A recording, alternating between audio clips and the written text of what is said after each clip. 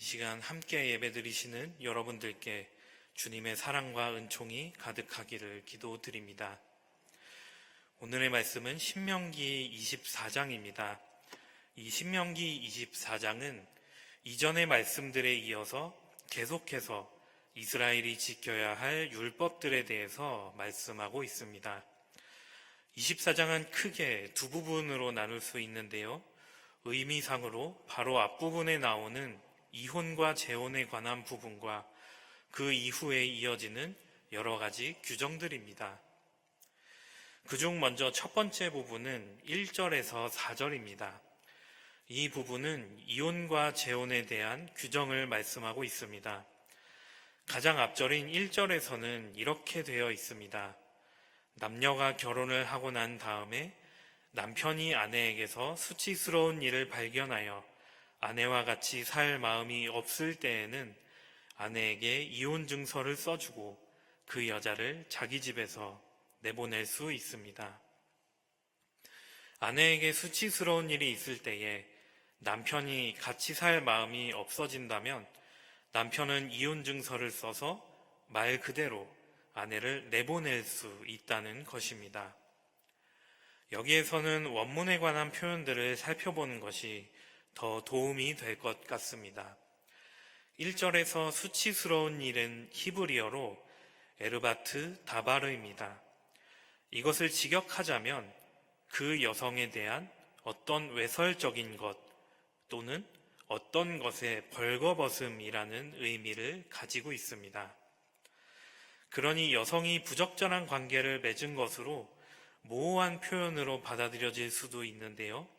여기에서는 그렇지 않습니다. 여기에서의 수치스러운이라는 에르바트라는 표현은 직접적으로 벌거벗음 또 성기라는 의미를 담고 있습니다. 따라서 말씀에는 수치스러운 일이라고 되어 있지만 사실 이 뜻은 명백하게 간음을 가리키고 있습니다. 이러한 간음을 저지른 여인에 대하여 남편이 가질 수 있는 태도는 같이 살 마음이 없어지는 것이었습니다. 이 부분을 또한 원문의 뜻으로 보자면 그녀는 그의 눈에서 호의를 찾지 못한다. 즉 다르게 표현하자면 남편의 눈빛이 식는 것이었습니다.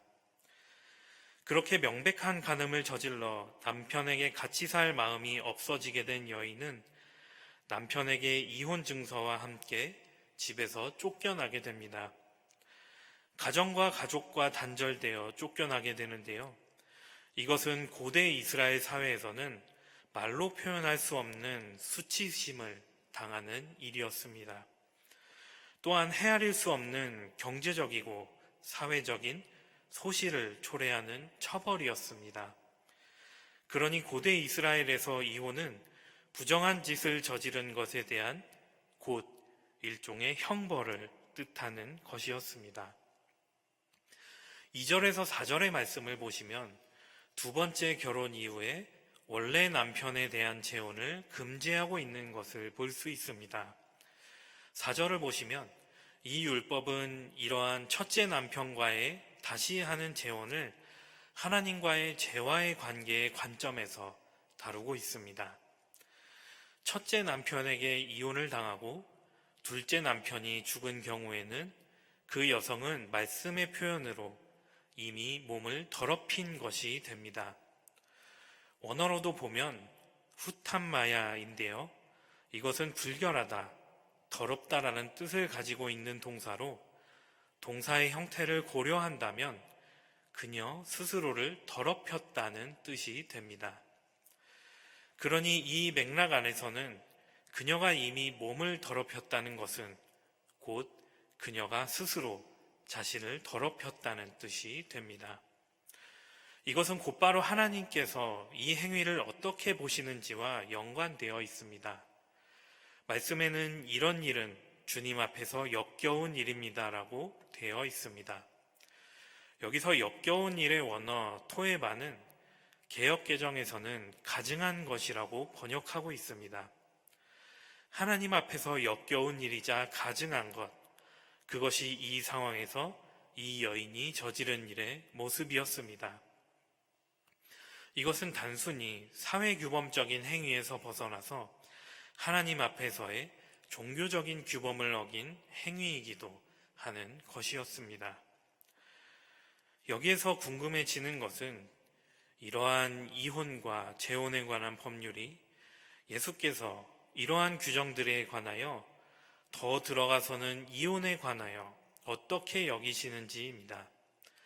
왜냐하면 지금까지의 24장에서의 이 짧은 구절이었지만 이혼과 재혼에 관한 규칙들은 모두 남성을 기준으로 남성의 위주로 되어 있기 때문입니다. 실제로 이 24장의 시작 부분에 나오는 이혼과 재혼 규정은 어떤 연구들에서는 바로 전장이었던 23장과 연결되게 됩니다. 그러면서 타인의 소유물을 존중한다는 주제로 해석되기도 합니다. 여성을 남성의 소유물로 여겨 이혼 규정이 전개되는 말씀으로도 볼 수 있는 것입니다. 그러니 이러한 남성 위주와 기준의 규정들 또한 이혼 자체에 대해서 예수께서 어떻게 말씀하시고 계신지가 우리에게 중요해진다고 할 수 있습니다. 이 부분에 관한 중요한 연결점인 마태복음 5장 31절에서 32절을 찾아보면 이렇게 되어 있습니다. 누구든지 아내를 버리려는 사람은 그에게 이혼 증서를 써주어라 하고 말하였다. 그러나 나는 너희에게 말한다. 음행을 한 경우를 제외하고 아내를 버리는 사람은 그 여자를 간음하게 하는 것이요. 또 버림받은 여자와 결혼하는 사람은 누구든지 간음하는 것이다. 이렇게 예수의 말씀은 혼인에 대한 부정, 즉 음행을 저지르는 것에 관해서만 이 율법을 적용하는 것으로 말씀하셨습니다.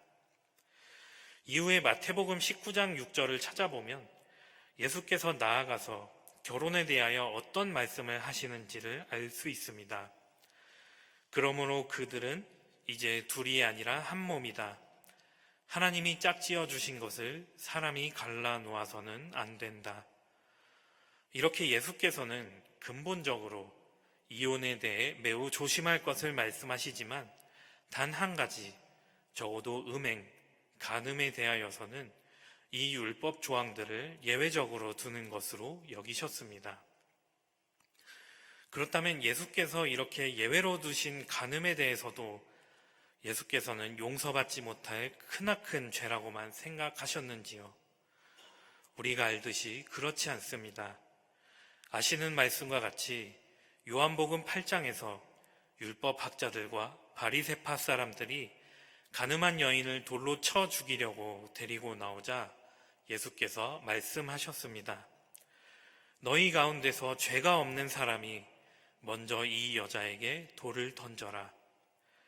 죄가 아예 없는 사람이 아니면 정죄하지 말라는 것이 예수님의 말씀이었습니다.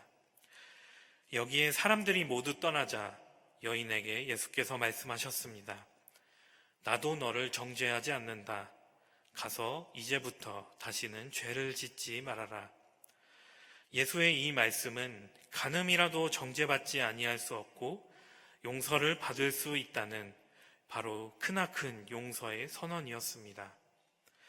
그렇다면 남성을 중심으로 여겼던 이혼과 재혼 율법에 대하여 우리는 어떤 말씀을 찾을 수 있을까요? 앞서 말씀드린 마태복음 5장에서 예수께서는 간음에 대하여서도 말씀하셨습니다. 간음하지 말아라 하고 말한 것을 너희는 들었다. 그러나 나는 너희에게 말한다. 여자를 보고 음욕을 품는 사람은 이미 마음으로 그 여자를 범하였다. 이것이 주님의 말씀이었습니다. 저는 이 산상수훈에서의 간음에 대한 주님의 말씀이 특별히 남성들을 향한 강력한 경고의 메시지라고 믿습니다.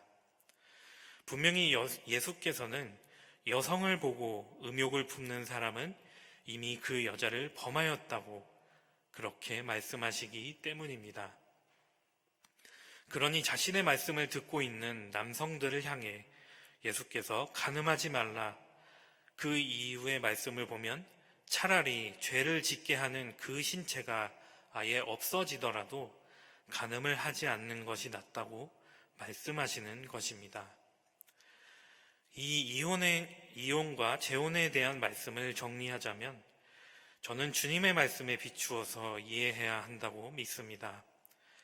간음은 누구에게나 해선 안 될 일입니다.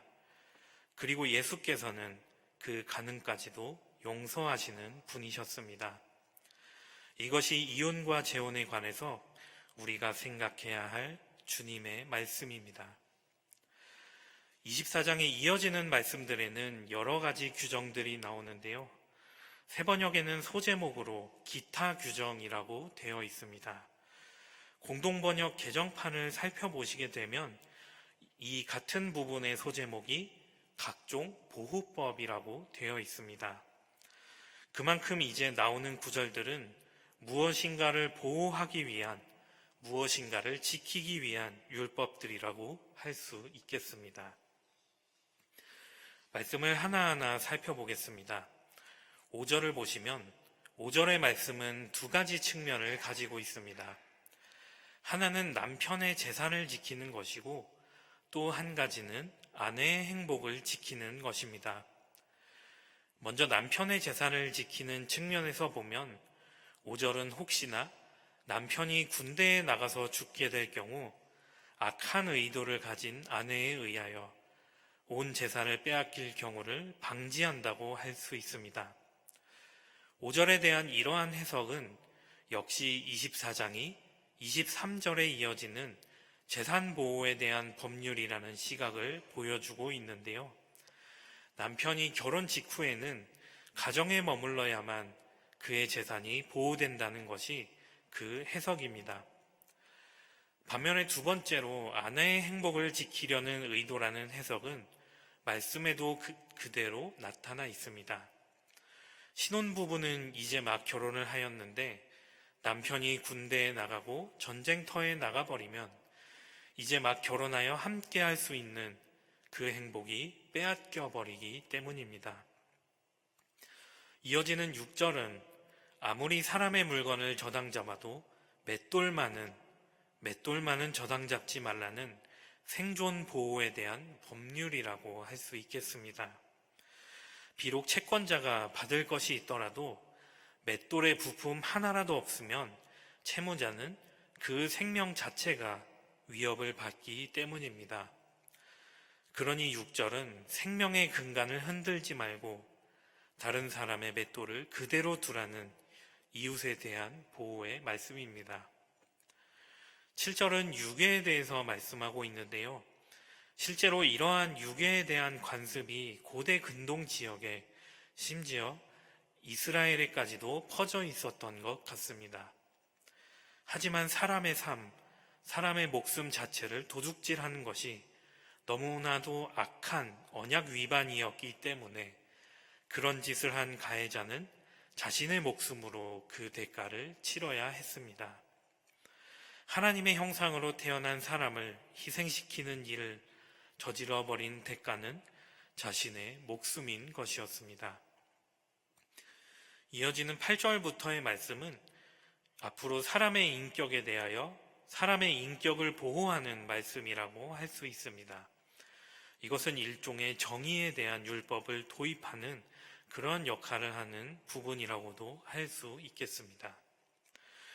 8절과 9절의 나병에 대한 말씀을 보시면 이 말씀은 두 가지를 목적하고 말씀하고 있습니다. 첫 번째는 나병에 걸린 사람들을 레위 사람의 보살핌을 받아 치료하도록 하는 것이었습니다. 두 번째는 미리암의 이름을 꺼내면서 지도자의 지위를 찬탈하는 것, 그것도 거짓 증언으로 찬탈하는 것에 대한 경고의 메시지를 주고 있는 것이었습니다. 이어지는 10절에서 13절은 담보물에 대한 윤리입니다.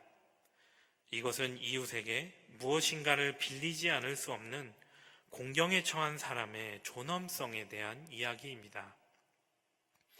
9절을 보시면 꾸어준 사람은 담보물을 잡으러 이웃의 집에 들어가서는 안 됩니다. 오히려 이웃이 스스로 담보물을 가지고 나올 때까지 기다려야 합니다. 이것은 철저하게 이웃의 존엄성을 지켜주는 일이 될 것입니다. 너무 가난해서 겉옷밖에 담보를 잡힐 것이 없는 채무자에게도 채권자는 그를 존중하여 그 겉옷 또한 해가 지기 전에 돌려주어야 합니다. 그래야 채무자의 존엄성이 지켜지기 때문입니다. 이렇게 금전과 관계된 일일지라도 사람의 존엄성을 지켜주어야 한다는 것이 이 말씀의 의미입니다. 이어지는 14절에서 15절의 말씀은 이스라엘 사람들뿐만 아니라 외국 사람, 이방인까지 그 대상으로 삼고 있습니다. 이 또한 하루를 일하고 벌어서 그 하루를 먹고 사는 공궁한 사람들이라고 할 수 있겠습니다. 이렇게 사회경제적으로 지위가 낮은 이러한 품꾼들은 그들이 사정이 어렵고 고용되어 일하는 처지라고 해서 고용주가 그 권리를 부정하는 것이 용납되지는 않았습니다. 실제로 가난한 품꾼들이 하나님께 품삯을 받지 못한다고 호소하면 그 죄가 고용주 자신에게 돌아간다고 직접 말씀하고 있습니다. 여기에서의 초점도 인간의 존엄성에 있습니다. 그것도 가장 가난한 사람들의 존엄성에 있습니다. 16절을 보시면 16절은 하나님 앞에서 개인이 자신의 일에 책임지며 개인성이 하나님 앞에서 높은 가치를 지닌다는 말씀입니다. 그것이 죄와 관련하여 드러나는 것이 16절의 말씀입니다. 물론 이스라엘이 하나의 공동체이고 거의 집단적 인격체라는 관념이 구약 성경 전반에 널리 퍼져 있습니다. 하지만 그것은 결코 개인을 희생시키는 것이 아니며 하나님은 율례와 죄와 관련해서 각각의 개인의 행위를 보신다는 것이 이 말씀이 뜻하는 바라고 할 수 있겠습니다. 실제로 후의 예언서의 에스겔서의 말씀에서도 이스라엘의 속담을 인용하면서 이렇게 말씀하고 있습니다. 너희가 어찌하여 이스라엘 땅에서 아직도 아버지가 신 포도를 먹으면 아들의 이가 시다 하는 속담을 입에 담고 있느냐. 이 말씀이 에스겔서에 나와 있습니다. 죄 없는 자를 죄인과 더불어 벌하는 것은 가장 끔찍한 처벌이 될 수 있을 것입니다. 나머지 17절에서 22절의 말씀은 이스라엘 내에서 가장 무력한 자들을 다루고 있습니다. 17절과 18절은 여러분께서 잘 아시는 내용일 것 같습니다. 16절에 일반적으로 무고한 사람들을 보호하고자 했다면 17절과 18절은 사회적으로 큰 보호가 필요했던 이방인과 고아, 과부를 보호하고자 하는 조항이었습니다. 특히 외국 사람, 이방인은 이스라엘 사람이 아니었기 때문에 이스라엘 공동체에서 얻을 수 있는 많은 특권에서 배제되는 경향이 있었습니다. 이방인은 공동체의 완전한 일원이 될 것을 맹세하고서 할례를 받고 다른 의식을 거쳐야만 공동체로서의 완전한 참여가 허용되었습니다. 이러한 외국 사람 이방인은 그것도 더 나아가서 특히 다른 이스라엘 사람들과는 다르게 혈연 관계나 부족 관계를 통한 보호를 받지 못했기 때문에 고아의 경우와 같이 특히나 공평한 대우를 받아야 했습니다.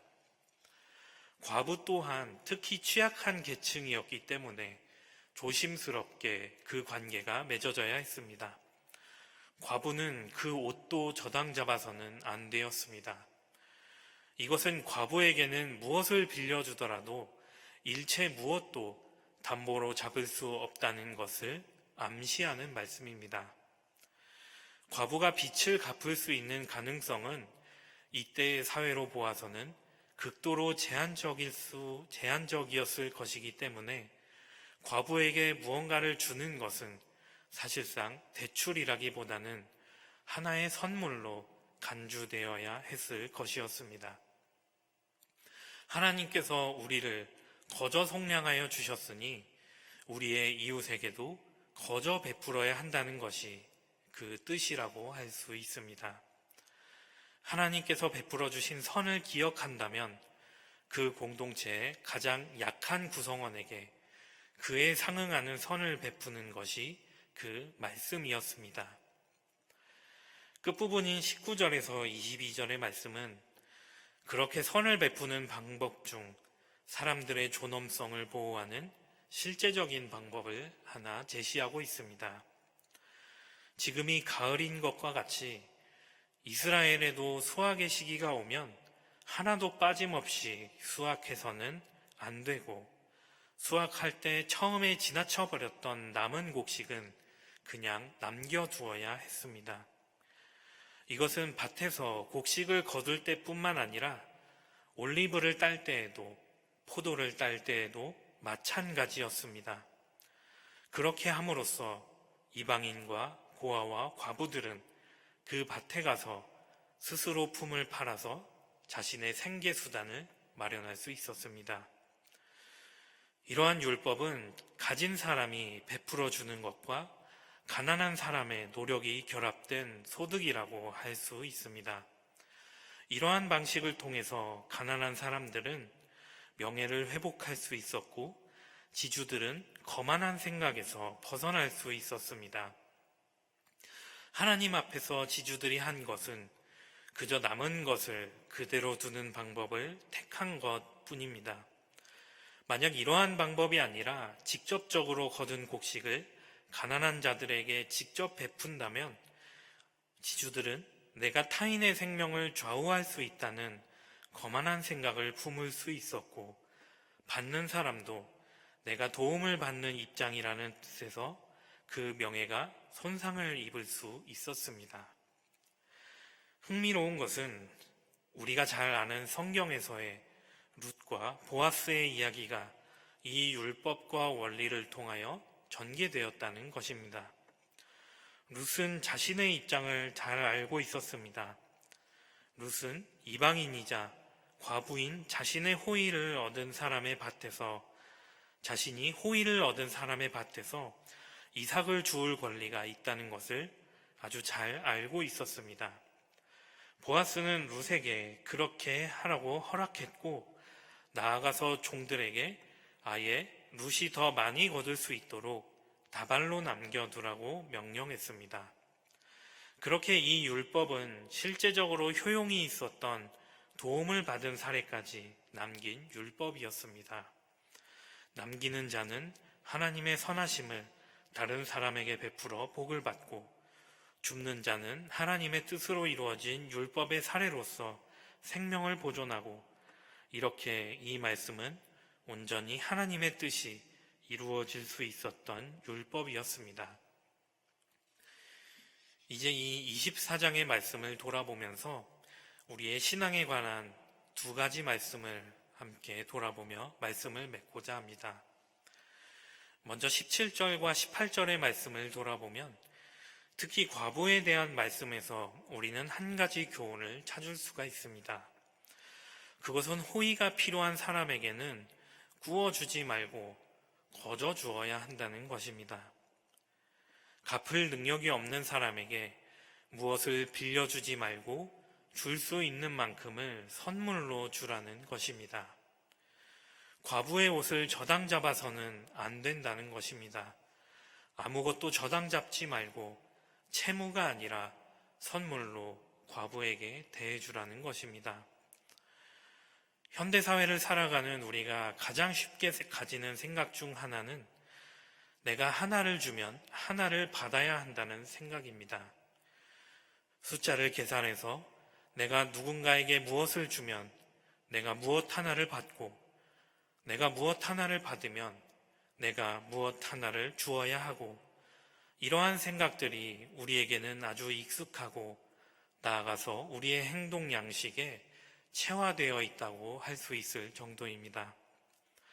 하지만 성경은 많은 곳에서 이러한 하나를 주고 하나를 받는 일종의 숫자 맞추기를 거부하고 있습니다. 하나를 받더라도 하나를 돌려줄 수 있을 뿐만 아니라 열을 돌려줄 수 있는 사람이 있고, 하나를 받더라도 그 하나를 돌려줄 수 없는 사람이 이 세상에 존재하기 때문입니다.